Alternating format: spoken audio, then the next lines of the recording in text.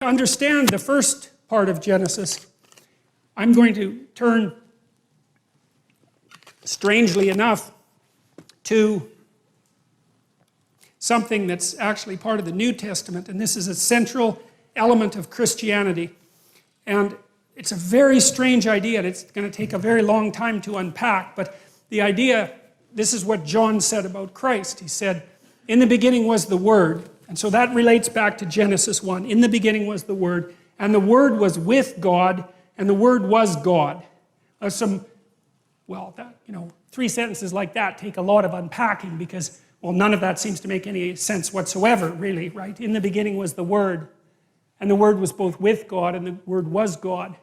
So the first question might be, what in the world does that mean? In the beginning was the Word. That's the Logos, actually.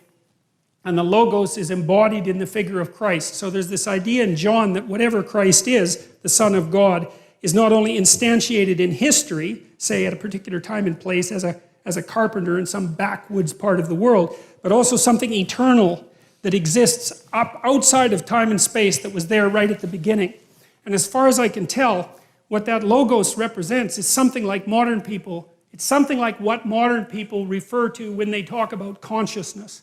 It's something like that. It's more than that. It's like consciousness and its capacity to be aware and its capacity to communicate. It's something like that. And there's an idea underneath that, which is that being, especially from a phenomenological perspective, so the being that is experience cannot exist without consciousness. It's like consciousness shines a light on things to bring it into being. Because without consciousness, what is there? No one experiences anything.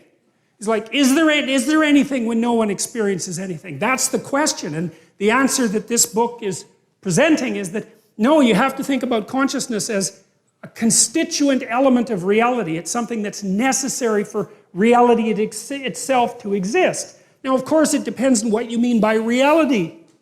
But the reality that's being referred to here, I told you already, is this strange amalgam of the subjective experience and the world. But the question is deeper than that too, because it is by no means obvious what there is if there's no one to experience it. I mean, the whole notion of time itself seems to collapse, at least in terms of something like felt duration, and the notion of size disappears essentially because there's nothing to scale it, and the causality seems to vanish. And so, and we don't understand consciousness, not in the least.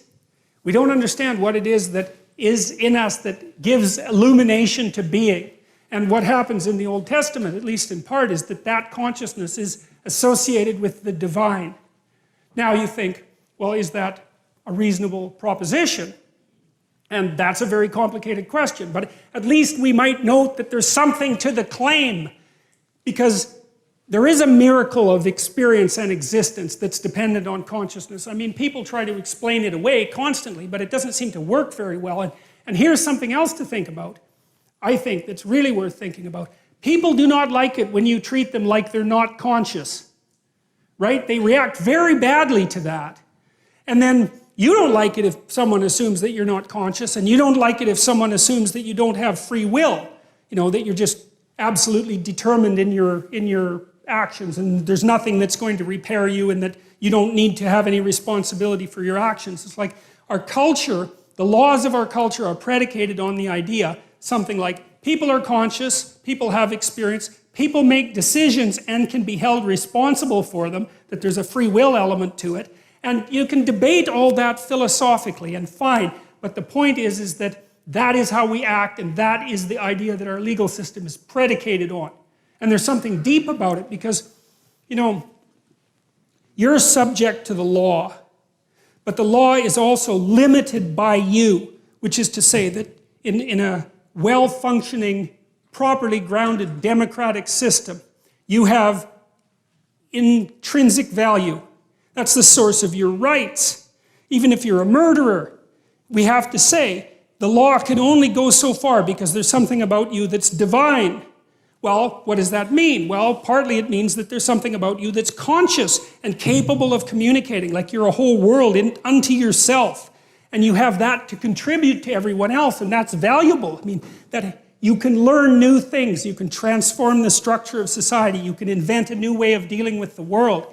You're capable of all that. It's an intrinsic part of you, and that's associated with this. It's associated, that's the idea there, is that there's something about the logos